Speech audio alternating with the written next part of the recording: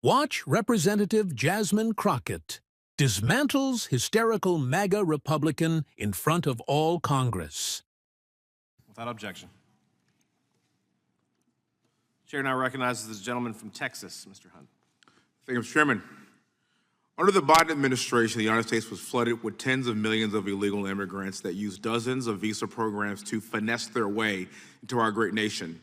In response to this invasion, President Trump signed an executive order simply returning immigration law back to the standards of July 19, 2021, which restores and enhances all screening of foreign nationals, especially those who are considered to be a high risk to this country.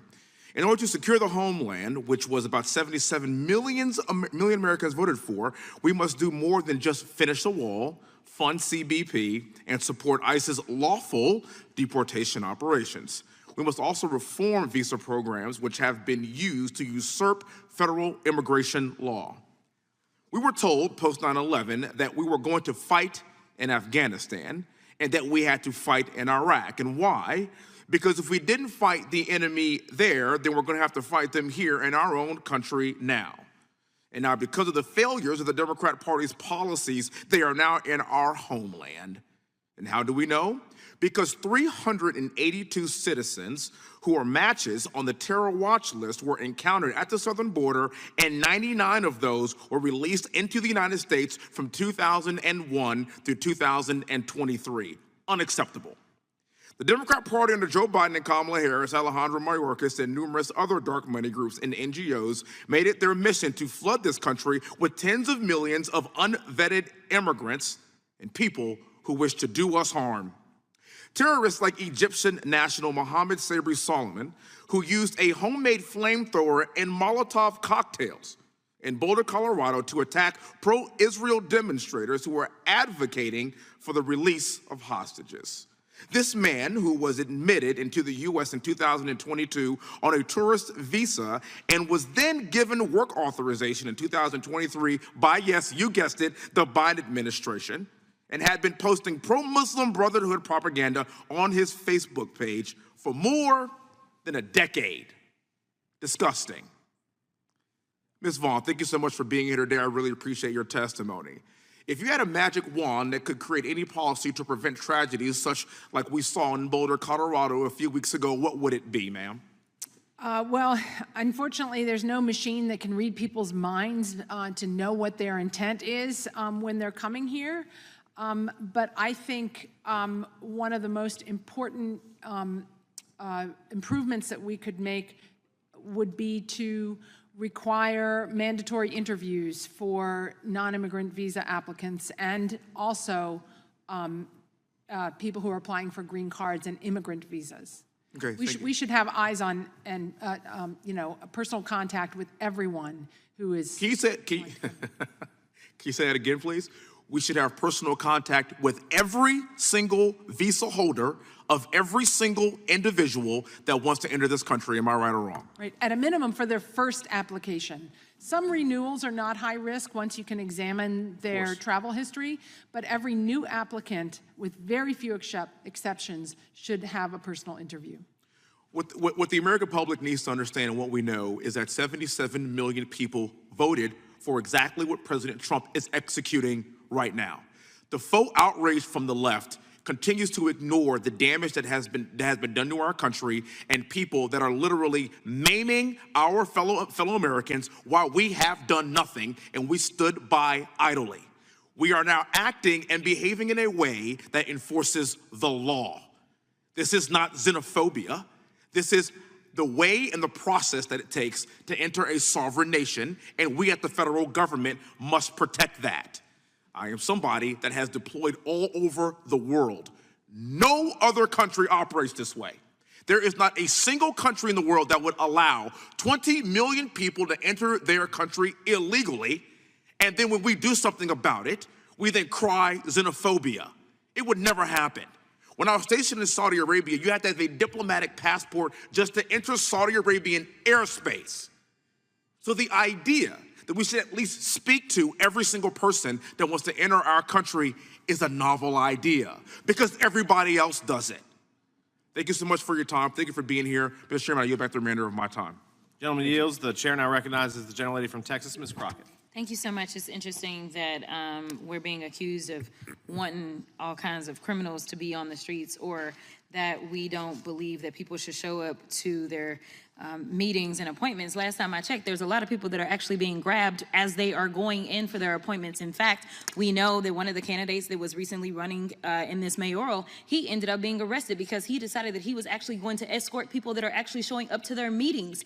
Or we know that the Pope, yes, the Pope himself, decided that the church may need to have people that are going to escort people as they're going into their meetings. Because the reality is that what they are claiming what they want to do versus what they're actually doing, the actions don't match up.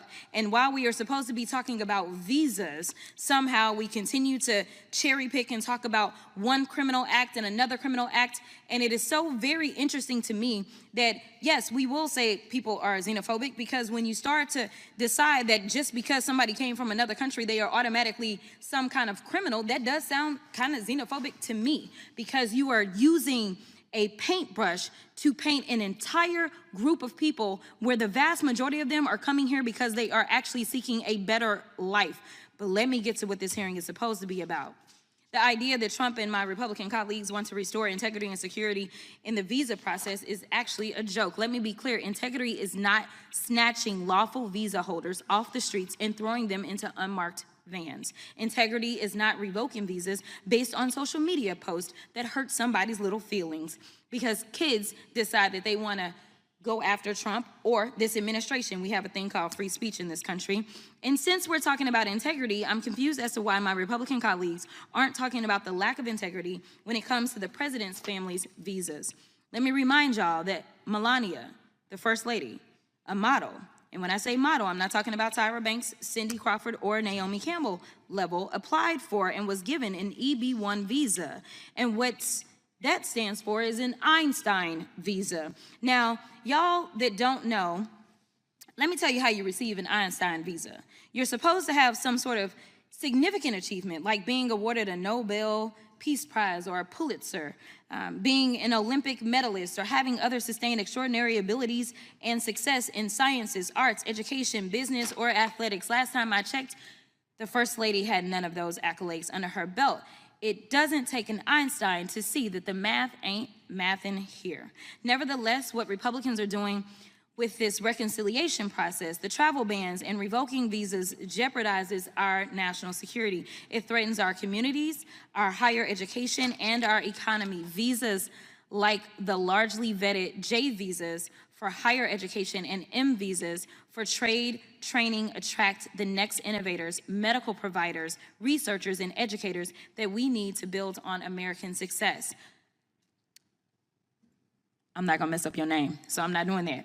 But I'm with you, okay? In your experience, do individuals on J or M visas typically improve or impair our economy? They generally improve the economy, and I can give a brief example. My wife is a very successful woman. She makes a ton of money, which I'm grateful for. And the reason why we're able to do that while having 3 children is because of the au pair visa, somebody who is here on a J. Okay. Who is here and able to supply this for us. But I also want to defend Melania real quick. Not everybody could marry Donald Trump, and I think that's quite an achievement. So I think she deserves credit for that. Nobody up here could have done it. You sure right, I couldn't do it. But anyway, in fact, J visa holders contribute $43.8 billion to the U.S. economy and support more than 300,000 jobs. And make no mistake, immigrants improve the health of U.S. citizens too. Despite the fact we already have a doctor shortage, Trump's reckless travel ban and visa overhaul are exacerbating this crisis by impairing hundreds of hospitals with foreign-trained doctors set to do their residencies here in the United States, meaning fewer people will get the help they need and more people will die. Now, let me remind you that Republicans are trying to gut Medicaid. Roughly 4.5 million people receive caregiver services through Medicaid, and most of these folks are in red states. And wouldn't you know that in 2023, Kaiser Family Foundation estimated that almost 30% of long-term care providers or home caretakers were immigrants. It's like Republicans want Americans to suffer. Now, Republicans say visas make us less secure, but let's talk about how visas given to victims of crimes like rape, murder, human trafficking, torture, abduction, kidnapping, to help law enforcement with their investigation or prosecutions of these crimes. These folks are risking their own security for broader safety of Americans and our communities. Thank you so much. I will yield. Gentlelady yields, and